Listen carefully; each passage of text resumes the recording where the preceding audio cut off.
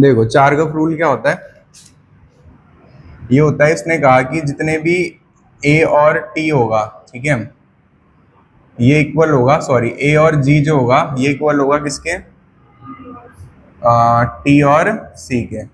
तो ए और जी ये किस में आते हैं, प्यूरिन में आते हैं, और टी और सी किस में आते हैं, पायरीमिडीन में आते हैं, ठीक है, प्यूरिन और पायरीमिडीन। तो इन्होंने कहा A plus G is equal to T plus C, purine is equal to pyrimidine. अगर मान लो प्यूरिन 50% है तो पायरीमिडीन में कितना होगा, तो मैंने प्यूरिन अपॉन पैरामिडिन कर दिया, तो प्यूरिन अपॉन पैरामिडिन कितना आएगा, 1। यही थी इसकी स्टेटमेंट, ठीक है। अब इसको क्वेश्चन कैसा एग्जाम में आता है, एग्जाम में क्वेश्चन आता है कि अगर ए 20% है तो टी भी कितना होगा, 20% होगा, और बाकी 100 में से अगर 20-20 इन्होंने ले लिया तो जी और सी कितने हो गए, 30 और 30, तो 60 और 40 100। क्लियर होगी बात, ठीक है। तो इस तरीके से ऐसे क्वेश्चन करने होते हैं। अब हम बात करते हैं आज के टॉपिक की, जिसका नाम है डीएनए फिंगर प्रिंटिंग। होगी थी डीएनए फिंगर प्रिंटिंग, रह रही है ना अभी। चलो तो डीएनए फिंगर प्रिंटिंग पढ़ते हैं। तो हेडिंग डालो डीएनए फिंगर प्रिंटिंग।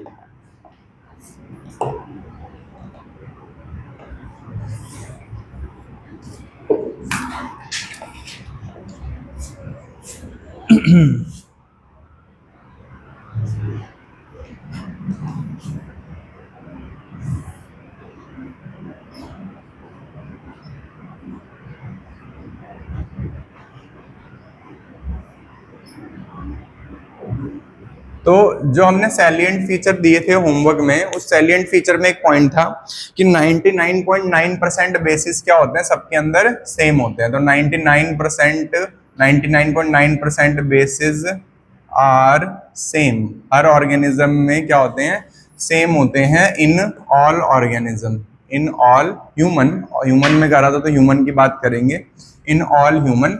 एंड 0.1%, 0.1 होगा या 0.01 होगा, 0.01% क्या आएंगे, बेसिस डिफरेंट है, क्या आएंगे, डिफरेंट है, इन ऑल ह्यूमन, सबके अंदर ये क्या है, डिफरेंट। अगर ये 0.1% की डाटा की बात करी जाए तो मेरे हिसाब से 0.1 होगा, ठीक है। तो 0.1% की अगर डाटा की बात करी जाए तो ये कितनी डाटा होती है, ये होती है अराउंड 3.3 मिलियन। कितनी होती है, 3.3 मिलियन। तो ये कितने बेसिस हो जाते हैं, 3.3 मिलियन बेसिस हो जाते हैं, ठीक है। 3.3 मिलियन को तुम कैसे लिख सकते हो, तुम ऐसे लिख सकते हो 3.3 इंटू 10⁶, ठीक है। इतने बेसिस जो हैं हर ऑर्गेनिज्म में क्या आएंगे, डिफरेंट है, हर ऑर्गेनिज्म में इतने बेसिस क्या हैं, डिफरेंट है। तो एक साइंटिस्ट थे जिनका नाम था एलेक्स ज़ेफ्रे, ठीक है। एलेक्स ज़ेफ्रे को ये चीज दिखी और उन्होंने क्या करा, इसी के बेसिस पे बनाई डीएनए फिंगर प्रिंटिंग, ठीक है।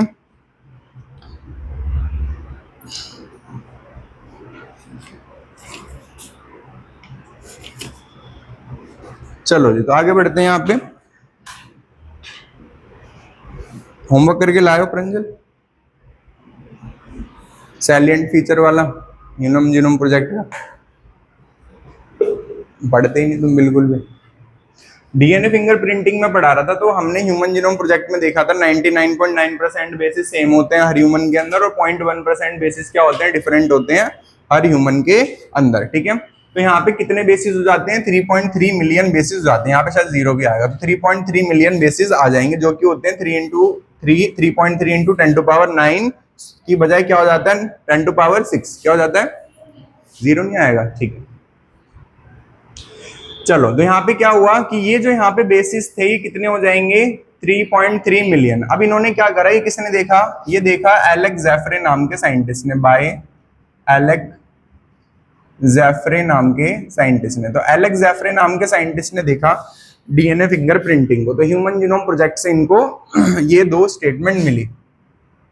अब जो डीएनए सबके अंदर सेम है, अब जो डीएनए सबके अंदर सेम है, उस डीएनए को इन्होंने सेपरेट कर दिया। तो 99.9% डीएनए को इन्होंने सेपरेट कर दिया 0.1% डीएनए से, by the help of density gradient centrifugation, by the help of density gradient centrifugation. तो एक मेथड से इन्होंने सेपरेट कर दिया, जिस मेथड का नाम था density gradient centrifugation, centrifugation, centrifugation.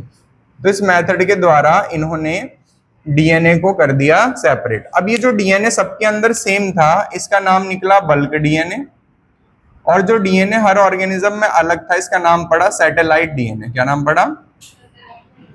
Satellite DNA. तो दो तरीके के डीएनए आए, बल्क डीएनए और सैटेलाइट डीएनए। ठीक है, तो दोबारा बता रहा हूं, डीएनए फिंगरप्रिंटिंग में क्या पाया एलेक्स ज़ेफरे ने? 99.9% बेसिस सबके अंदर सेम है। ठीक है, ऐसा ह्यूमन जीनोम प्रोजेक्ट में देखने को मिला था। और 0.1% बेसिस सबके अंदर क्या है? डिफरेंट है। और ऐसे कितने बेसिस हो गए? अगर 0.1 की बात करी जाए तो 3.3 मिलियन बेसिस, मतलब 33 लाख बेस हर ऑर्गेनिज्म में क्या है? डिफरेंट है। ठीक है, फिर इन्होंने इन दोनों को अलग करा बाय डेंसिटी ग्रेडियंट सेंट्रीफ्यूगेशन। तो सवाल ये आता है कि सैटेलाइट डीएनए क्या चीज होती है? तो सैटेलाइट डीएनए क्या क्या होता है पहले इसमें लिखेंगे। It is a highly repetitive DNA. तो यहाँ पे लिखेंगे it is a highly repetitive DNA. Repetitive DNA, तो ये हाईली रिपीटेटिव डीएनए होता है। ठीक है, अब ये रिपीटेटिव डीएनए क्या चीज होती है इसके बारे में बात करते हैं। ठीक है, सेकंड पॉइंट आता है it do not code for protein. ये कोड नहीं करता प्रोटीन के लिए, तो it do not code for protein, तो ये कोई प्रोटीन नहीं बनाता है, तो it do not code for protein. ठीक है, ये हो गया सेकंड पॉइंट। दूसरा, it is inheritable. It is inheritable, ये कैसा होता है? इनहेरिटेबल होता है, ये पेरेंट्स से बच्चे तक जा सकता है। ठीक है, ये इसका फीचर होता है। लास्ट पॉइंट होता है इसके बारे में, ये शो करता है high degree of polymorphism. It shows high degree of polymorphism. High degree of polymorphism. अब ये हाई डिग्री ऑफ पॉलीमॉर्फिज्म का मतलब क्या होता है? इसका मतलब होता है ये एक ह्यूमन से दूसरे ह्यूमन को अलग बनाता है, इसे कहते हैं हाई डिग्री ऑफ पॉलीमॉर्फिज्म। ठीक है, तो एक दूसरे को अलग बनाने की प्रोसेस को क्या कहते हैं? पॉलीमॉर्फिज्म हम कहते हैं। तो it show high degree of polymorphism. तो दोबारा बता रहा हूं कि जो सैटेलाइट डीएनए होता है ये हाईली रिपीटेटिव डीएनए होता है। It does not code for protein, ये इनहेरिटेबल होता है और शो करता है हाई डिग्री ऑफ पॉलीमॉर्फिज्म। अब इसी चीज को जरा हम समझते हैं। तो हमने आकृति के डीएनए को निकाला। ठीक है, और आकृति के डीएनए को निकाल के हमने उसका क्या करा? एनालिसिस करना शुरू करा। ठीक है, तो कैसे एनालिसिस कर रहे हैं? तो हमने देखा आकृति के डीएनए के अंदर सारे बेस पेयर सेम है, सारे बेस पेयर सेम है हम सबकी तरह। ठीक है, फिर आकृति के डीएनए हमने देखा कि एक छोटा सा हिस्सा आएगा ये वाला, यहाँ पे जो है बेसिस क्या आएंगे? डिफरेंट है। फिर एक छोटा सा हिस्सा ये आएगा जहाँ पे बेसिस क्या है? डिफरेंट है। फिर छोटा सा हिस्सा ये है जहाँ पे बेसिस क्या है? डिफरेंट है। तो ऐसे हमने 3 लोकेशन देखी जहाँ पे बेसिस हमारे से क्या थे? अलग थे। ठीक है, अब यहाँ पे बेसिस अलग कैसे थे देखो। तो यहाँ पे हमने देखा कि आकृति के डीएनए में आगे लिखा हुआ है अगात। क्या लिखा हुआ है? अगात। फिर लिखा हुआ है अगात, फिर लिखा हुआ है अगात, फिर लिखा हुआ अगात। AG80 मतलब कितनी बार रिपीटिशन हुई इसकी? 3 बार। फिर हमने प्रंजल का डीएनए चेक करा, उसके अंदर रिपीटिशन कितनी बार हुई? 4 बार। कितनी बार रिपीटिशन हुई? 4 बार। ठीक है, सेम मतलब सेम है, बेस सेम है, बेस सेम है इसके अंदर भी इसके अंदर भी, पर दोनों में रिपीटिशन क्या है? अलग अलग है। इसमें भी अगात अगात है, इसमें भी अगात अगात है, मेरे अंदर भी अगात अगात है, पर डिफरेंस किसका है? मेरे अंदर रिपीटिशन 100 बार है, इसके अंदर रिपीटिशन 1000 बार है, इसके अंदर रिपीटिशन 50 बार है। समझ में आ गई बात? तो रिपीटिशन क्या होती है? सब में अलग होती है। हाँ, ऐसा होता है ताकि एक ह्यूमन दूसरे ह्यूमन से अलग हो सके। ठीक है, म्यूटेशंस की वजह से, वेरिएशन की वजह से। पॉलीमॉर्फिज्म यही तो कि हम जो है एक दूसरे से अलग है ना। ये जो है, ये जो बार बार रिपीट हो रहा है इसे कहते हैं रिपीटेटिव डीएनए। तो यहाँ पे क्या लिखा हुआ है? पहला पॉइंट क्या लिखा हुआ है? It is a highly repetitive DNA. और ये हर ऑर्गेनिज्म में क्या होता है? अलग। तो हर ऑर्गेनिज्म अलग होता है, तो क्या लिखते हैं? So high degree of polymorphism. Polymorphism का मतलब एक ऑर्गेनिज्म को दूसरे से अलग बनाता है, एक ह्यूमन को दूसरे से अलग बनाता है। सेम ऐसे यहाँ पे दूसरा पोर्शन देखा गया, तो दूसरे पोर्शन में भी क्या लिखा हुआ था? अगात अगात लिखा हुआ था। अब AG80 लिखा हुआ था, AG80 लिखा हुआ था। AG80 इसमें कितनी बार रिपीट हो रखा था? मान लो 4 बार रिपीट हो रखा था। हमने अपने अंदर चेक करा था, हमारे अंदर 10 बार रिपीट हो रखा था। तो हर ह्यूमन में इसकी रिपीटिशन क्या होगी? अलग होगी, पर बेस क्या है? सेम। बेस क्या है? सेम। ऐसे यहाँ पे देखने को मिला। तो यहाँ पे जब हमने रीड करा तो इसके क्रोमोसोम नंबर 1 में, ठीक है, इसके क्रोमोसोम नंबर 1 में हमें जो रिपीटिशन देखने को मिली, वो रिपीटिशन देखने को मिली 1 2 3 और 4। क्लियर होगी बात? ध्यान दो, ये रिपीटिशन कितनी देखने को मिली? 1 2 और 3 और 4। ठीक है, मतलब ये जो रिपीटिशन देखने को मिली क्रोमोसोम नंबर 1 में कितनी बार देखने को मिली? 4 बार। मतलब क्रोमोसोम नंबर 1 में सैटेलाइट डीएनए में कितनी रिपीटेशन थी? 4 बार थी, ठीक है। फिर हमने दोबारा चेक करा दूसरा वाला, ठीक है, क्रोमोसोम नंबर 2 चेक करा, तो क्रोमोसोम नंबर 2 के अंदर इसके अंदर रिपीटेशन थी 2 बार, फिर हमने क्रोमोसोम नंबर 3 चेक करा, तो इसके अंदर रिपीटेशन थी 1 बार, रिपीटेशन कितनी थी? 1 बार थी। तो ये हो गया इसके अंदर रिपीटेशन। क्लियर होगी बात भाई? अब यहाँ पे हमने एक और कोई ह्यूमन लिया और उस ह्यूमन के अंदर हमने रिपीटेशन देखी क्रोमोसोम नंबर 1 पे, क्रोमोसोम नंबर 2 पे और क्रोमोसोम नंबर 3 पे। फिर अब हमें पता है ये जो भी इनहेरिटेबल जो ये म्यूटेशन है या जो ये सैटेलाइट डीएनए है, ये हर ऑर्गेनिज्म में क्या होगा? सेम होगा। देखो ये ऐसा छोटा सा क्यों बनाया हुआ है? क्योंकि हमने इतने डीएनए को हटा दिया है, इस वाले हिस्से को हटा दिया, इस वाले हिस्से को हटा दिया, हम सिर्फ कितने को देख रहे हैं? रिपीटिव एरिया को देख रहे हैं। किसको देख रहे हैं? क्योंकि देखो ये वाला स्ट्रैंड क्या है? सब में सेम है, ये वाला भी क्या है? सब में सेम है, ये वाला भी सब में सेम है, ये वाला भी सब में सेम है। तो सिर्फ यहाँ पे हमने कितने एरिया को दिखाया है जो सब में डिफरेंट है, तो मतलब ये एक सैटेलाइट डीएनए हमने दिखाया है, ठीक है। इस पर्सन का जब हमने सैटेलाइट, इस पर्सन का नाम एक्स है, तो इस पर्सन के अंदर जब हम सैटेलाइट डीएनए देखा तो क्रोमोसोम नंबर 1 में 1 2 3, इसके अंदर 1 2, इसके अंदर मान लो 3 4 5 हो गए, और इसके अंदर कितने हो गए? 1 हो गया, 2 हो गया, 3 हो गया, ठीक है। तो ऐसे करके इसके अंदर हमें क्या देखने को मिली? रिपीटेशन देखने को मिली। अब एक क्या नाम है? क्राइम सीन हुआ, तो वहां पे 2 जने सस्पेक्ट हो गए, एक आकृति, ठीक है, और दूसरा कौन हो गया? एक ऑर्गेनिज्म एक्स, ठीक है, कि भाई किसने क्राइम करा है। तो क्राइम डीएनए की जब हमने क्या चेक करी? रिपीटेशन। क्या चेक करी? रिपीटेशन चेक करी। तो chromosome number 1, chromosome number 2, chromosome number 3, इस पे हम तीनों पे क्या चेक करेंगे? सैटेलाइट डीएनए चेक करेंगे, ठीक है। सैटेलाइट डीएनए में क्या होती है? Repetition. It is highly repetitive. तो वहां पे इसका बाल मिल गया, कुछ मिल गया जिस भी ऑर्गेनिज्म का, और उस पे हमने डीएनए चेक करा। तो यहाँ पे डीएनए देखने को मिला, तो पहले के ऊपर 3 थे, दूसरे के ऊपर 1 2 3 4 5 थे, तीसरे के ऊपर 1 2 3 थे। तो इससे हमें क्या समझ में आया कि जो सस्पेक्ट हम खोज रहे थे वो कौन हैगा? एक्स हैगा, ठीक है। तो ऐसे करके हम रिपीटिव डीएनए की मदद से क्या पहचानते हैं कि क्रिमिनल कौन है। तो ये क्या होता है? ये डीएनए सबके अंदर अलग होता है, इसलिए इसे कहते हैं हाई डिग्री ऑफ पॉलीमॉर्फिज्म वाला, और ये रिपीटेटिव होता है। रिपीटेटिव मतलब देख लो, अगात अगात अगात, किसी के अंदर 1000 बार रिपीट है, किसी के अंदर 1,00,000 बार रिपीट है, मतलब सबके अंदर रिपीटेशन क्या है इसकी? अलग अलग है, ठीक है। उसके बाद ये do not code for protein, किसी प्रोटीन के लिए कोड नहीं करता, और ये पेरेंट से इनहेरिटेबल हो सकता है। तो इनहेरिटेबल हो सकता है, इसका क्या फायदा? फॉर एग्जांपल अभी आकृति की जगह 2 बच्चे कर दो, ठीक है, एक बच्चा एक्स एक बच्चा वाई, ठीक है, और ये पेरेंट कह रहा है कि मेरा बच्चा कौन है इसमें से, ठीक। तो डीएनए फिंगर प्रिंटिंग करेंगे तो क्या दिखेगा कि इस वाले पेरेंट का बच्चे का कौन किससे मैच हो रहा है? एक्स वाले से मैच हो रहा है। मान लो ये वाला एक्स बच्चा है और ये वाला वाई बच्चा है, और ये कौन है? पेरेंट है। ये वाला कौन है? पेरेंट। और तुमसे बोल दिया बताओ इस पेरेंट का असली बच्चा कौन है, तो कौन दिख रहा है? एक्स दिख रहा है। कैसे दिख रहा है? इसके रिपीटेशन इससे क्या कर रहे हैं? मैच हो रहे हैं। तो ये बात क्या प्रूफ करती है कि इट इज इनहेरिटेबल, ये पेरेंट से बच्चे तक जा सकती है। तो क्या एग्जैक्ट सेम होता है बच्चा? नहीं, ठीक है। जैसे मान लो बच्चे के अंदर यहाँ पे 3 रिपीटेशन है, यहाँ पे 3 रिपीटेशन है, तो हो सकता है यहाँ फादर में 5 होंगी, बच्चे में 4 होंगी, पर 70-60% तो बच्चा क्या करेगा? मैच करेगा, ठीक है। समझ में आ गई बात? फादर मदर से जब मैच करते हैं तो 100% मैच नहीं होता। कहीं एग्जाम में क्वेश्चन आया और तुम कह रहे हो सर हाँ, 2 कॉलम तो मैच ही नहीं हो रहे, बाकी सब मैच हो रहे हैं, तो ऐसा नहीं करना एग्जाम में। ये नहीं सोचने लग जाना कि 2 मैच नहीं हो रहे। एक बार दोबारा कंसेप्ट की बात करते हैं। सारा फ्रेगमेंट हर ऑर्गेनिज्म में सेम है, 0.1% हर ऑर्गेनिज्म में डिफरेंट है। इस 0.1% को कहा गया सैटेलाइट डीएनए। इसकी कैरेक्टरिस्टिक क्या होती है? रिपीटेटिव डीएनए होता है, do not code for protein, inheritable होता है, बच्चे तक जाता है, और हाई डिग्री ऑफ पॉलीमॉर्फिज्म, एक ह्यूमन को दूसरे से अलग बनाता है, ठीक है। पॉलीमॉर्फिज्म को 1 वर्ड में बोलेंगे तो वेरिएशन। लिख लिया? तो इसको इरेज कर रहे हैं, अब लिखेंगे स्टेप्स। डीएनए फिंगरप्रिंटिंग के क्या स्टेप्स होते हैं? क्राइम वाला देखो मैंने ही बताया ना, हमने सैटेलाइट डीएनए को क्या करा? एनालिसिस करा, है ना। तो हमने सैटेलाइट डीएनए को एनालिसिस करा, तो हमें पहले वाले में रिपीटेशन इतनी इतनी इतनी देखने को मिली, दूसरे ऑर्गेनिज्म में इतनी इतनी देखने को मिली। फिर अब वो कह रहा है, मान लो क्रिमिनल की जगह हम ले रहे हैं कि पेरेंट से ले रहे हैं, तो ये पेरेंट कह रहा है मेरा बच्चा या तो एक्स है या वाई है, हॉस्पिटल में बदल दिया किसी ने, ठीक है। तो जब उसका चेक करा गया तो डीएनए किससे मैच करा? पेरेंट का एक्स वाले से मैच करा। कैसे मैच करा? वही सैटेलाइट डीएनए मैच करा।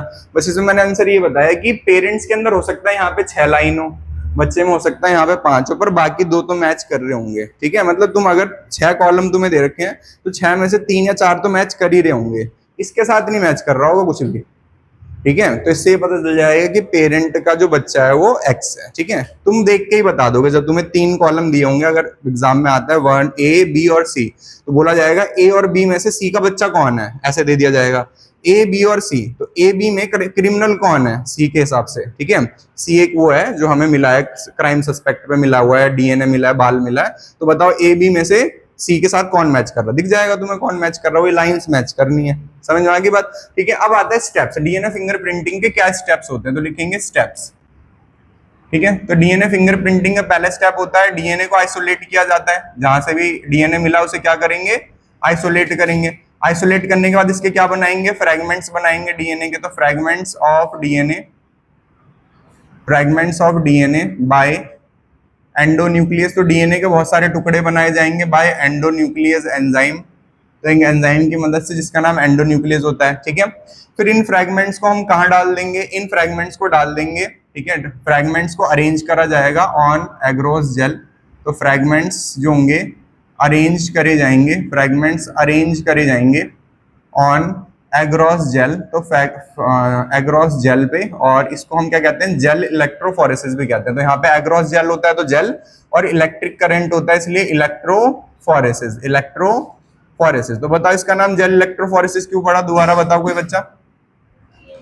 क्योंकि इसमें एग्रोस जेल होता है और इलेक्ट्रिक करंट होता है, इसलिए जेल इलेक्ट्रोफोरेसिस। अगर जेल इलेक्ट्रोफोरेसिस में बनाऊं, तो ये मैंने एक जेल इलेक्ट्रोफोरेसिस बनाया, इस जेल इलेक्ट्रोफोरेसिस में यहाँ पे पॉजिटिव हो गया और यहाँ पे क्या हो गया, नेगेटिव हो गया। यहाँ पे नेगेटिव हो गया, यहाँ पे पॉजिटिव हो गया। तो बताओ डीएनए कैसा चार्ज होता है, नेगेटिवली चार्ज। कैसा चार्ज होता है, नेगेटिव चार्ज। तो सारे फ्रेगमेंट्स को उठा के कहाँ रख दिया जाता है, नेगेटिव। तो नेगेटिव नेगेटिव क्या मारेगा, रिपेल मारेगा, और नेगेटिव पॉजिटिव क्या मारेगा, अट्रैक्ट मारेगा।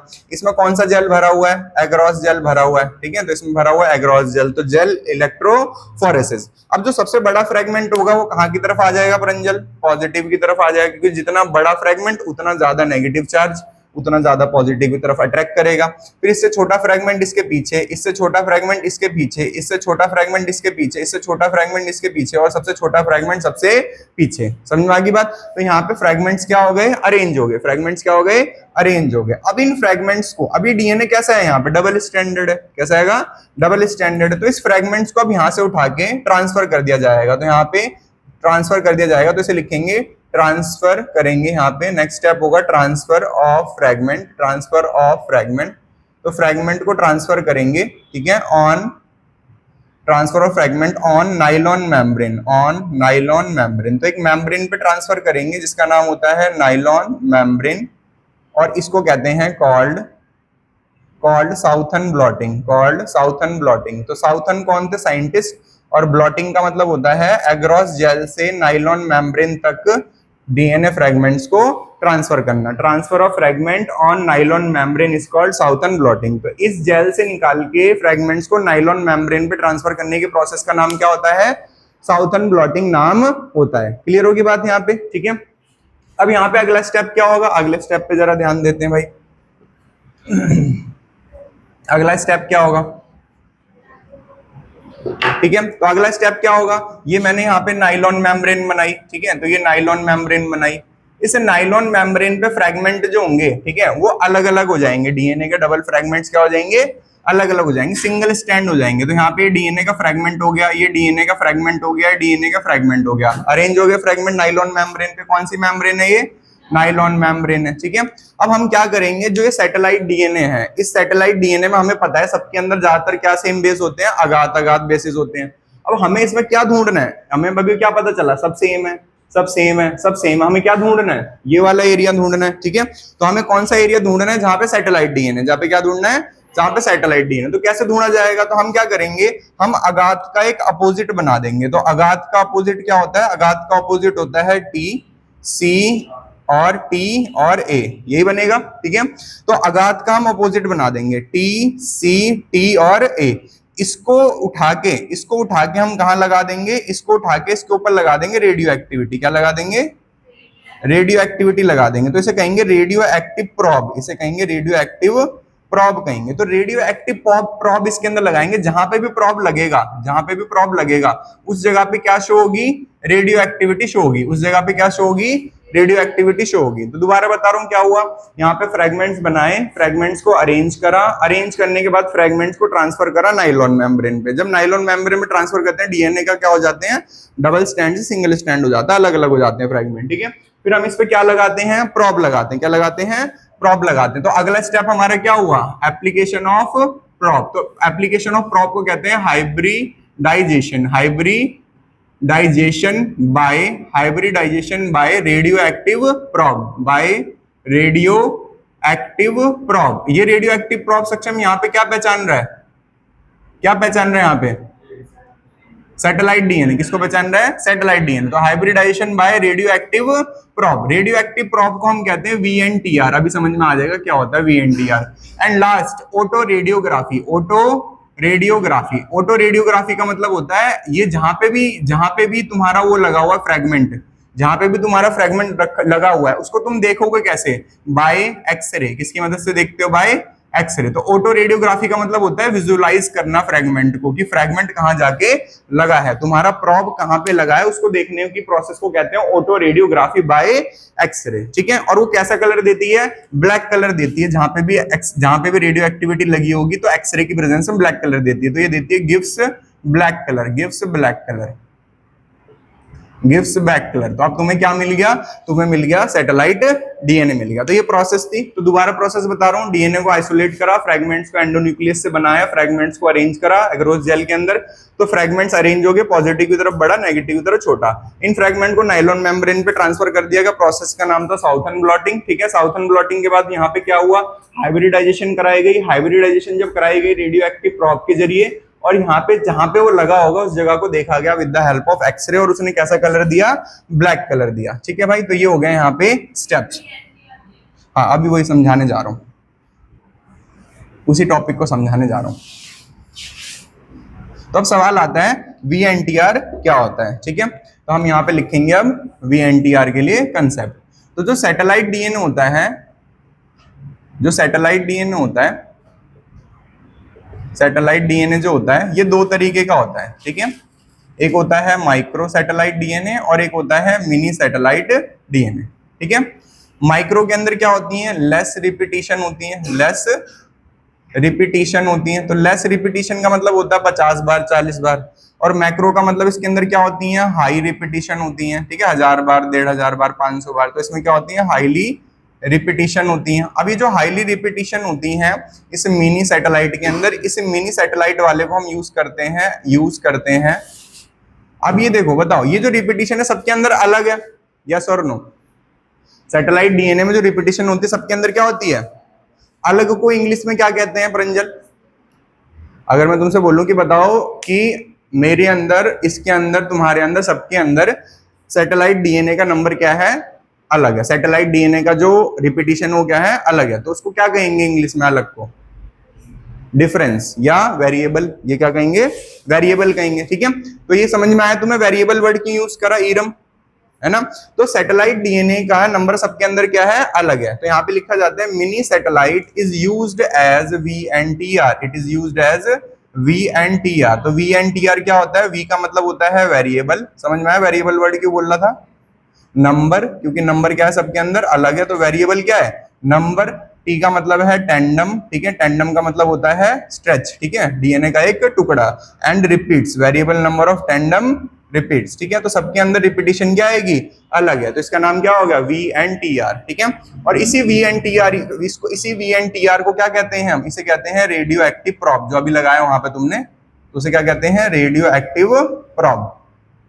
इसी को कहा जाता है रेडियो एक्टिव प्रोब। तो दोबारा बता रहा हूं क्या हुआ, सैटेलाइट डीएनए दो तरीके के होते हैं, micro satellite, mini satellite. Micro satellite को क्या में लेस सेट रिपीटिशन होती है, हाई रिपीटिशन होती है। इसको यूज करा जाता है वीएनटीआर की तरह, variable number of tandem repeats, मतलब एक प्रोब की तरह। और इसका दूसरा नाम होता है रेडियो एक्टिव प्रोब। इसको हम इस्तेमाल करते हैं हाइब्रिडाइजेशन के लिए, ये चेक करने के लिए कि हमारा सैटेलाइट डीएनए पूरे बड़े डीएनए के अंदर कहाँ पे है। फिर बाकी उसको हटा देते हैं और हमारे सामने सिर्फ क्या दिख जाता है, वो डीएनए दिख जाता है जो हर ऑर्गेनिज्म के अंदर अलग है। उसकी क्या दिख जाती है, रिपीटिशन दिख जाती है। फिर उस रिपीटिशन के बेसिस पे हम कंपेयर करते हैं कि कौन क्रिमिनल है, कौन पेरेंट है। समझ में आ गई बात। तो ये था यहाँ पे डीएनए फिंगरप्रिंटिंग। तो दोबारा डीएनए फिंगरप्रिंटिंग को अगर देखें तो सबसे पहले अबाउट 99.9% डीएनए सबके अंदर सेम है, 0.1% सबके अंदर अलग है। ये जो 0.1% डीएनए से सैटेलाइट डीएनए कहते हैं, और इस सैटेलाइट डीएनए के अंदर नंबर ऑफ रिपीटिशन सबके अंदर अलग अलग होती है, ठीक है। और बेस पेयर सेम हो सकता है, बेसिस सेम हो सकते हैं, अगात अगात अगात बेसिस सेम हो सकते हैं, पर सबके अंदर रिपीटिशन क्या होगी, अलग अलग होगी। ये इनहेरिटेबल होता है, पेरेंट से बच्चे तक जा सकता है, ये कोड नहीं करता किसी प्रोटीन के लिए, और शो करता है high degree of polymorphism. Polymorphism मतलब सब एक दूसरे से क्या होंगे, अलग होंगे। फिर हमने क्या पढ़ा इसके बारे में, हमने ये पढ़ा कि सैटेलाइट डीएनए के ऊपर फिर क्या आते हैं, इसके स्टेप्स आते हैं। तो स्टेप्स कैसे होते हैं इसके, हमने देखा डीएनए को निकाला जाएगा, उसके फ्रैगमेंट्स बनाए जाएंगे, फ्रैगमेंट्स को अरेंज करा जाएगा, फिर उसे नाइलॉन मेम्ब्रेन पे डाला जाएगा, नाइलॉन मेम्ब्रेन पे डालने के बाद हाइब्रिडाइजेशन करेंगे, फिर करेंगे ऑटो रेडियोग्राफी, उसके बाद एनालिसिस करेंगे कि कौन क्रिमिनल है। तो उसके बाद ये वाला डायग्राम बना लोगे, चाहो तो बनाओ या पहले बना लो, कोई इशू नहीं है। तो यहाँ पे अब खत्म हो चुका है डीएनए फिंगर प्रिंटिंग। क्लियर है? कोई डाउट है तो पूछो जो नहीं समझ में आया, कोई बात जो ना समझ में आई हो डीएनए फिंगरप्रिंटिंग की। तो तुम्हारे लिए एग्जाम में जो क्वेश्चन बनेगा वो क्या बन सकता है, तो सबसे पहला क्वेश्चन बनेगा एग्जाम में सैटेलाइट डीएनए बताओ क्या होता है, 4 पॉइंट उसके बारे में, ठीक है भाई। तो सबसे पहले बताओगे वो डीएनए जो सब हर ह्यूमन में अलग होता है, इसका नंबर कितना होता है, 0.1% होता है, ठीक है। और डाटा में बोला जाएगा तो कितना होता है, 3 मिलियन होता है, मतलब 30 लाख होता है। फिर क्या बताओगे, इसके कैरेक्टरिस्टिक बताओगे, रिपीटेटिव डीएनए होता है, high degree of polymorphism show करता है, इनहेरिटेबल होता है और कोड नहीं करता किसी प्रोटीन के लिए। क्लियर होगी बात? तो ये सब चीजें मैंने लिखवा दी हैं। अब हम बढ़ेंगे नेक्स्ट टॉपिक की तरफ, और इस चैप्टर के लास्ट टॉपिक की तरफ, जिसका नाम होता है पॉलीमॉर्फिज्म। ये वाला देखो, अभी हमने क्या पढ़ा कि सारा डीएनए सबके अंदर क्या होता है, सक्षम सेम होता है ना, और वो जो सेम होता है उसके परसेंटेज होती है 99.9%, और जो सब में अलग होती है वो कितना होता है, 0.1%, है ना। ये जो 0.1% है इसे क्या कहते हैं, सैटेलाइट डीएनए। दो तरीके का होता है, माइक्रो और मिनी, जिसमें रिपीटिशन कम होती है, जिसमें रिपीटिशन ज्यादा होती है। जो ज्यादा होती हैं, इस ज्यादा वाले को यूज करते हैं हम प्रॉप की तरह, ठीक है। तो उस प्रॉप का नाम पड़ता है variable number of tandem repeats. Variable number क्यों, मेरे अंदर नंबर अलग है सैटेलाइट डीएनए के, तुम्हारे अंदर नंबर अलग है, तो इनके रिपीटिशन के नंबर सबके अंदर क्या होते हैं, अलग अलग होते हैं, पर बेस सेम होता है। गौरव के अंदर मान लो 500 रिपीटिशन है, तुम्हारे अंदर 600 रिपीटिशन है, पर वो 600 रिपीटिशन क्या आएंगी, बार बार अगात अगात अगात ऐसे करके रिपीटिशन है। तो ये जो रिपीटिशन है ये क्या बोल रहा है, ये रिपीटिशन अलग है, तो वेरिएबल नंबर है। और टैंडम रिपीट्स, एक टुकड़ा बार बार रिपीट हो रहा है, ठीक है। तो variable number of tandem repeat, इसे कॉपी नंबर भी कहते हैं। अगर तुम्हें कहीं एग्जाम में दिख जाए वर्ड कॉपी नंबर तो वो भी समझ जाना। तो अब हम आते हैं इस चैप्टर के लास्ट टॉपिक पे, जिसका नाम होता है पॉलीमॉर्फिज्म। क्या इरेज करो, स्टेप्स इरेज कर दूं? तो हेडिंग डालेंगे हम पॉलीमॉर्फिज्म। तो कुछ बच्चे के मन में डाउट होता है कि सर डीएनए फिंगरप्रिंटिंग में हम ये छोटा छोटा हिस्सा ही क्यों दिखाते हैं, पूरा डीएनए क्यों नहीं दिखा होता। तो उसका पहला आंसर यही होता है कि हम इसमें सिर्फ किसको दिखा रहे हैं, सैटेलाइट डीएनए को दिखा रहे हैं। ये जो पोर्शन सब में सेम है ये हमने क्या कर दिया, हटा दिया। कैसे हटा दिया, वही सेकंड स्टेप फ्रैगमेंट बना के, ठीक है। तो फ्रैगमेंट की मदद से हमने छोटा छोटा कर दिया डीएनए को। तो लास्ट टॉपिक आता है इस चैप्टर का, जिसका नाम होता है पॉलीमॉर्फिज्म। पॉलीमॉर्फिज्म, तो पॉलीमॉर्फिज्म का अगर मैं वर्ड बताऊं तो हर ऑर्गेनिज्म एक दूसरे से क्या आएगा, अलग है, ठीक है। तो इसकी डेफिनेशन होती है वेरिएशन इन ऑर्गेनिज्म।